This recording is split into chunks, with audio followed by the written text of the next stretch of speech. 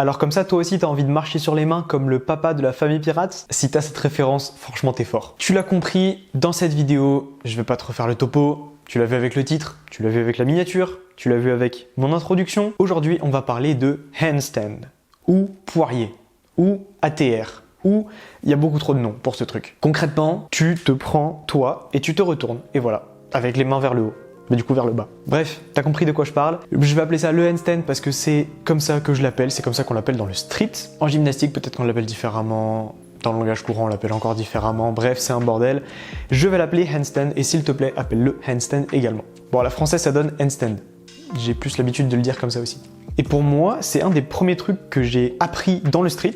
Et c'est un des premiers trucs que tout le monde apprend dans le street parce que c'est une base quand tu veux commencer à faire des figures en calisthénie. Mais je me dis qu'il y a peut-être des personnes qui ne font pas de street workout et qui veulent peut-être apprendre le handstand comme ça, en plus, tu vois. Parce que c'est satisfaisant de pouvoir tenir sur les mains à ton aise comme tu veux, c'est trop cool. Et même encore après, tu peux décliner sur des variations encore plus compliquées comme le one arm handstand, donc tu te fous à une main là carrément, genre c'est juste trop bien, tu vois. Et aujourd'hui, je vais te montrer comment tu peux obtenir ton handstand. Alors je vais pas te donner de routine miracle, tout simplement parce qu'il y en a pas, mais je vais te donner des conseils, des exercices, des tips, de l'expérience personnelle qui m'a aidé à avoir mon handstand et qui peut également t'aider à avoir le tien.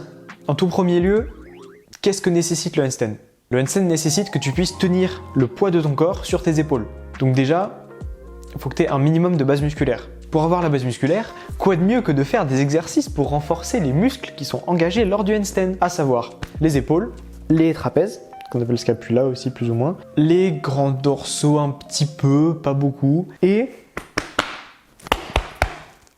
tes abdos. Eux, ils vont jouer un rôle majeur. Ils vont vraiment jouer un rôle majeur puisque le but c'est que tu sois droit, bien droit. Faut pas que tu partes de travers, que tu fasses un truc tout mou parce que là, ça va pas fonctionner. Ça va juste pas fonctionner. Tu vas pas pouvoir faire de handstand. Enfin, si, mais t'auras pas une belle forme et en plus tu risques de te faire mal et ça va être plus compliqué de tenir. Alors que quand tu as un bon alignement, c'est beaucoup plus simple de tenir puisque du coup tu bascules pas vers l'arrière, tu bascules pas vers le côté, tu bascules pas vers l'avant, bref, gagne bien. Donc, il va te falloir des abdos. Pour travailler ces muscles-là, tu as différents exercices. Pour les épaules, ce que tu peux commencer par faire, c'est faire des pompes classiques. Vraiment, les pompes, c'est l'exercice de base. C'est la matière première de tous les exercices un peu plus compliqués. En fait, c'est tous des variations des pompes, plus ou moins. Et ensuite, ce que tu peux faire, c'est tu prends tes pompes. Quand tu commences à bien y arriver, tu surélèves un peu tes pieds. Comme ça, tu mets plus de charge vers l'avant. Comme ça, c'est un petit peu plus dur, tu augmentes la difficulté et tu commences à te rapprocher de plus en plus d'une charge mise beaucoup plus sur les épaules que sur le reste du corps parce que les pompes, tu me diras, mais Milo, les pompes, ça travaille pas que les épaules. Oui, exactement. Sauf que les pompes, c'est l'exercice de base pour tout. Et si tu veux arriver aux variations plus avancées que je vais te montrer, il faut que tu maîtrises les pompes. C'est impossible de faire autrement. Si tu maîtrises pas les pompes, si tu maîtrises pas la base, tu peux pas vraiment avancer sur des variations supérieures et des exercices plus compliqués. Bref. Une fois que tu arrives à surélever tes pieds, ce que tu vas faire, c'est que tu vas faire ce qu'on appelle des pike push-ups. Les pike push-ups, en gros, c'est tu fais une pompe, sauf que tu ramènes tes pieds proches de tes mains et tu fais un angle droit avec ton bassin. Concrètement, tu fais un angle droit avec ton bassin. Bon, je sors du cadre en le faisant, mais tu as compris l'idée. De toute façon, je te l'illustre à l'écran. Et en fait, une fois que tu es comme ça, tu vas descendre. Et ça, tu verras que tu vas le sentir tout de suite. La charge demandée, elle sera beaucoup plus au niveau des épaules. Donc, tu vas beaucoup plus travailler tes épaules. Et c'est là que ça devient intéressant. Puisque après tes pike push-up, tu peux te surélever les pieds, ça te rajoute encore un cran de difficulté. Et après ce cran-là, une fois que tu commences à gérer, tu peux commencer à essayer de faire des handstand push-ups. Donc des pompes en équilibre. Ou des pompes en ATR. Ou des pompes en poirier. Bref, t'as compris. Bien évidemment, tu vas pas les faire comme ça par miracle. Il va bien falloir que tu commences à les faire contre un mur, puisque au début tu n'auras pas l'équilibre nécessaire pour les faire sans mur. Bon, je te montre à l'écran ce que ça donne sans mur, mais c'est parce que voilà, je me suis entraîné pour. Mais au début, pareil, je le faisais contre un mur. Et alors là, attention. Quand tu fais tes handstand push-ups contre un mur, je ne veux pas, je vais venir chez toi vérifier, je ne veux pas que tu te mettes dos au mur. Pourquoi, tu me diras? Oui, c'est plus galère de se mettre ventre au mur, il faut que tu mettes les pieds contre le mur, que tu montes au fur et à mesure. Oui, tu as plus l'impression que tu vas te casser la gueule, mais c'est bien mieux. Pourquoi? Parce que tout simplement, si tu te mets dos au mur, tu vas avoir tendance à te mettre trop loin du mur et du coup, ton corps, il va faire et tu vas cambrer ton dos. Et c'est l'erreur, justement, qu'il ne faut pas faire. Tu peux peut-être arriver à travailler tes épaules en cambrant le dos, sauf que tes répétitions seront plus faciles, Donc, t'engages moins les muscles des épaules. Donc, au final, le travail, il est un peu moins utile. Deuxièmement, tu risques fortement de te blesser, puisque pas forcément besoin de te faire un dessin. Cambrer comme ça, c'est pas forcément super naturel et c'est pas forcément super bon pour ton dos et pour tes lombaires. Et troisièmement, tu n'apprendras jamais l'équilibre et la bonne exécution du mouvement si tu fais ça, parce que, encore une fois, tu seras complètement cambré et du coup, tu vas pousser de haut en bas. Alors que normalement, sur une handstand push-up normale, tu avances un petit peu et hop, tu reviens normal. En gros, tu fais pas une pompe droite, tu fais légèrement un petit angle et ensuite ça remonte. Alors que quand tu es cambré, en fait, tu vas descendre droit et en plus de ça, tu pourras pas comprendre l'équilibre. Et quand tu es cambré, tu as tendance à écraser tes épaules alors qu'il faut que tu te pousses sur tes épaules. Tu vois ce que je veux dire? Genre là, tu es cambré, tes épaules elles sont enfoncées un petit peu dans ton corps, mais dès que je monte les épaules, tu vas voir que, comme par magie, mon dos il se redresse. Alors que quand j'écrase, boum, ça cambre. Mais dès que je pousse, hop, mon dos il se redresse. C'est pas par miracle. C'est qu'en fait, la bonne forme du handstand, c'est avec le dos droit. C'est avec le bon alignement du corps. Et donc, c'est avec une bonne exécution des muscles. Conclusion, je ne veux pas te voir faire des pompes en handstand dos au mur. Même quand tu travailles le handstand classique, je veux que tu sois face au mur. C'est un peu plus galère et si tu vas trop loin, tu as peut-être des risques de tomber, mais justement, va pas trop loin. Dans tous les cas, si tu vas apprendre le handstand, il va falloir que tu apprennes à tomber. Et c'est le deuxième point que je voulais aborder, c'est l'apprentissage de la chute. En fait, quand tu es en handstand, quand tu t'envoies en handstand, tu as deux possibilités. Soit tu retombes vers l'avant, dans ce cas-là, tout va bien, puisque du coup, tu vas retomber sur tes pieds. Soit tu pars en arrière.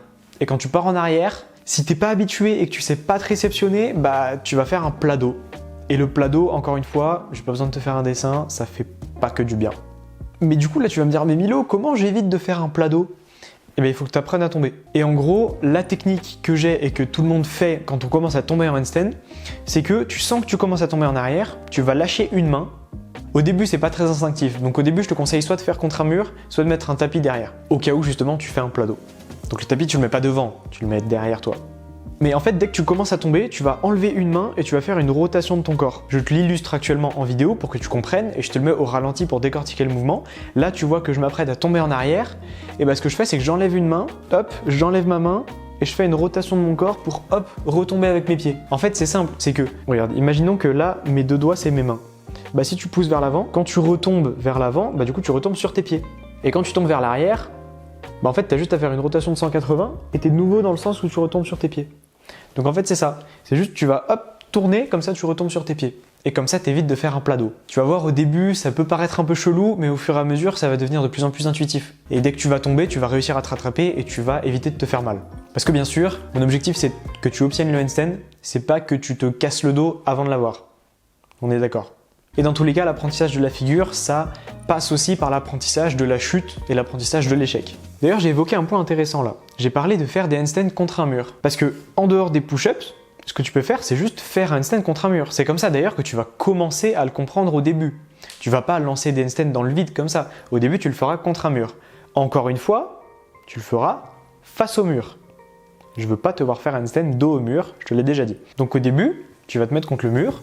Le but, dès le début, ce sera juste de tenir contre le mur. Et deux, encore une fois, pendant que tu fais ton handstand, pense bien à pousser tes épaules vers le haut le plus possible. Enfin, là, je pousse mes épaules vers le haut, mais en gros, toi, il faudra que tu pousses ton corps vers le haut le plus possible pour te grandir. En fait, il faut que tu te grandisses, il faut que tu arrives à te grandir. Et le fait de te grandir, tu vois que là, je suis droit. Ça évite que tu sois ratatiné. Parce que même là, si je suis ratatiné, que je cambre, si j'essaye de me grandir, du coup, je vais naturellement devenir droit. Et c'est ça aussi le but de la figure. Et tu vas essayer de tenir. Au début, juste de tenir. Comme ça, tu habitues ton corps, tu habitues tes épaules à supporter ton poids. Et tu t'habitues à tenir la position. Après, quand tu vas être à l'aise, tu vas pouvoir commencer à te décoller un petit peu du mur. Et comment tu vas faire ça? La mauvaise réponse, c'est de me dire avec les pieds, en poussant contre le mur. Non. Non, non. Encore une fois, je veux pas te voir faire ça. Ça, tu le feras, mais après. Au tout début, tu vas utiliser tes doigts. Et là, tu te dis, mais qu'est-ce que mes doigts, ils viennent faire dans l'apprentissage du handstand? C'est simple. En fait, là, quand tu te tiens debout, tu t'en rends pas compte, mais ce qui fait en sorte que tu tombes pas en avant et que tu tombes pas en arrière, c'est tes orteils et c'est tes pieds. Donc concrètement, si tu te retournes, ce qui fera en sorte que tu ne tombes pas, c'est ta paume de main et tes orteils, enfin tes doigts du coup. En fait, vois-le vraiment comme juste la même chose que quand tu es debout. sur tes pieds. Si je commence à partir en avant, bah c'est mes orteils qui vont pousser pour me rattraper en arrière. Fais le test, tu verras que si tu veux pas tomber en avant, tu pousses avec tes orteils. Bah avec les doigts c'est pareil, en handstand c'est pareil. Si ton corps il commence à tomber vers l'avant, tu pousses avec tes doigts et ça va le ramener en arrière. À l'inverse, si tu pars en arrière, bah tu vas lever tes doigts pour que hop tu repartes au centre. Et en fait c'est ça l'équilibre avec lequel tu vas jouer. Vraiment, essaye de transposer quand tu es debout. Tu vois, tu te mets un peu en avant, t'évites de tomber, donc tu vas pousser sur tes orteils. Et si tu vas en arrière, bah, tu vas lever la pointe des pieds pour que ton corps y reparte vers l'avant. Bah, en handstand, c'est exactement pareil, sauf que c'est avec les mains. Et c'est la même chose, tu pousses sur tes doigts ou tu les relèves et tu les relâches. Donc au début, une fois que tu seras face au mur, bien joué, tu pourras commencer à lever un petit peu tes doigts, appuyer dessus, voir un petit peu ce que ça donne quand tu pousses et que tu joues avec tes doigts. Tu pourras commencer à appréhender, à voir un peu ce que ça donne. Et une fois que tu seras à l'aise et que tu sentiras un petit peu comment tu vas en avant, comment tu vas en arrière, etc., là, tu pourras un petit peu enlever un pied et te propulser doucement, j'ai dit doucement parce que sinon tu vas tomber en arrière, du mur. Et comme ça, tu vas commencer à appréhender un petit peu l'équilibre et tu vas commencer à pouvoir te décoller un petit peu du mur, à faire vraiment tes premiers essais et de tenir vraiment la figure. Et là, tu vas commencer à vraiment appréhender l'équilibre et après, une fois que tu appréhenderas bien l'équilibre et que tu arriveras à te décoller de temps en temps du mur, à tenir un petit peu et tout, là, tu pourras commencer à faire des lancers depuis le sol. Et les lancers depuis le sol, c'est long à apprendre, honnêtement. Parce que contrairement au mur, il faut que tu lances pas trop fort, sinon tu tombes en arrière. Donc évidemment, il faut que tu saches tomber pour éviter de te faire un plat d'eau. Donc ça va être un mix entre ça, pousser trop fort, et pousser pas assez, et du coup, tu vas revenir. Tu verras qu'au début, c'est super galère. Au début, c'est trop dur de doser. Après, quand tu auras l'habitude, tu vas mieux doser. Et en plus de ça, tu vas savoir comment rattraper quand tu pousses trop fort et rattraper quand tu pousses pas assez fort. Bon, quand tu pousses pas assez fort, c'est galère de rattraper. Quand tu pousses trop fort, c'est plus simple de te rattraper puisque tu as juste à pousser sur les doigts. Bref, tu verras qu'au début, tu vas galérer, c'est normal. Et au fur et à mesure, ça va le faire. Au fur et à mesure, tu vas t'améliorer. Ça va devenir de plus en plus intuitif jusqu'au moment où tu arriveras à tenir ton handstand. Et là, tu vas être satisfait de ouf. Après, encore une fois, ça vient pas du jour au lendemain. Le handstand, tu peux l'avoir en plusieurs mois. Si tu l'as en quelques semaines, top, c'est trop cool, ça veut dire que tu comprends rapidement le truc, mais ça prend plusieurs mois en général. Donc il faut surtout pas te frustrer. J'ai fait une vidéo là-dessus que tu peux aller check juste ici. Il faut surtout pas te frustrer, ça prend du temps, mais ça en vaut la peine. Et si tu es vraiment déterminé, tu vas comprendre. Tout ça c'est bien beau, mais pour l'instant je vous ai parlé que du renforcement des épaules. Or, je vous ai dit, il y a aussi besoin des avant-bras et des abdos, en majorité. Alors, les avant-bras, c'est simple. Ce que tu peux faire pour les travailler, en fait, les avant-bras, c'est un peu ce qui est lié à la poigne. Donc, ce que tu peux faire, c'est trouver une barre de traction, te suspendre, essayer de tenir le plus longtemps possible. Ça peut être un bon exercice puisque ça t'entraîne à travailler ta poigne. Et tu peux aussi faire, du coup, des simulations de handstand. Donc, par exemple, quand tu te mets contre le mur et que tu vas pousser sur tes doigts ou relever tes doigts, bah, tu vas travailler un petit peu tes avant-bras. Donc, en fait, ça va presque, entre guillemets, se faire tout seul. Et pour tout ce qui est abdos, le mieux c'est de faire du gainage. Le gainage, je pense que tu connais le gainage de base, le gainage en planche, donc c'est avec les coudes comme ça. Après tu peux faire plein d'exercices d'abdos. Les exercices d'abdos, t'en as une chier, t'en as vraiment plein que tu peux faire. D'ailleurs si tu trouves des exercices d'abdos qui font tout, puisque bon, les obliques ils sont un petit peu moins engagés dans le handstand, mais les frontaux et surtout le transverse, je sais pas si tu vois ce que c'est en gros l'abdos qui n'est pas visible, mais qui fait en sorte que tu peux rétracter ton ventre. Tu vois, là, je suis pas en train d'aspirer mes poumons, là, je suis vraiment en train juste de rentrer mon ventre. À l'inverse du vacuum qui est le fait de aspirer tes poumons pour rétracter ton ventre. Le transverse, lui, il te permet juste de, hop, tirer un petit peu tout vers l'arrière. Et le transverse, il est bien parce que quand tu l'engages, tu as tendance à engager les autres aussi. Et donc, ça te permet de faire un gainage global qui est efficace. Et après, pour tout ce qui est abdos frontaux, tu peux faire par exemple des chandelles, tu peux faire par exemple du gainage banane. Il faut juste avoir un tapis parce que ça peut peut-être un peu faire mal au dos. Tu as plein de manières de travailler ton gainage. Et avec tout ça, normalement, tu as un bon cocktail, tu mélanges tout, tu rajoutes une pointe d'assiduité et avec tout ça, tu auras ton handstand.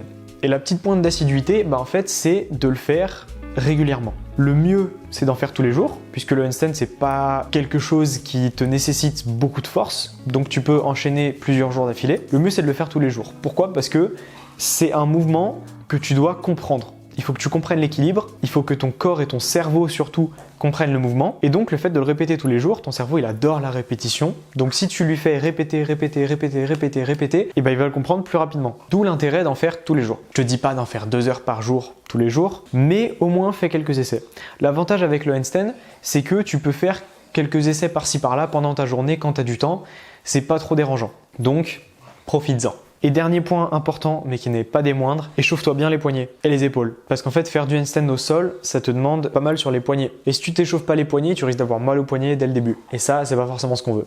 Donc échauffe-toi bien les poignets, fais des rotations, fais tout ça, appuie un petit peu aussi par terre pour travailler ton angle de poignet, tout échauffer en fait. Échauffe aussi tes épaules, fais des rotations d'épaules, tu fais de l'ouverture d'épaules, enfin, travaille tout ça pour réduire ton risque de blessure et travailler dans de bonnes conditions. Sur ce, moi j'attends impatiemment vos retours dans les commentaires. Dites-moi si ça vous a aidé à débloquer le handstand. Si ça t'a aidé, laisse un pouce bleu sous cette vidéo. Moi je serais trop heureux de le savoir, de voir un peu que j'ai pu vous aider sur ce point. Si tu veux d'autres conseils ou d'autres routines pour des mouvements en street, tu peux checker ma playlist de conseils. Écris-moi un commentaire qui soit positif ou négatif, du moment qu'il est constructif. Moi ça m'aide à m'améliorer. Dis-moi également si tu souhaites que je parle de quelque chose en particulier. Suis-moi sur Instagram pour être à l'actualité des prochaines vidéos et participer quand je fais des formats interactifs. Abonne-toi pour continuer de progresser avec moi. Et sur ce, moi je te dis c'était Milo, à la prochaine, ciao.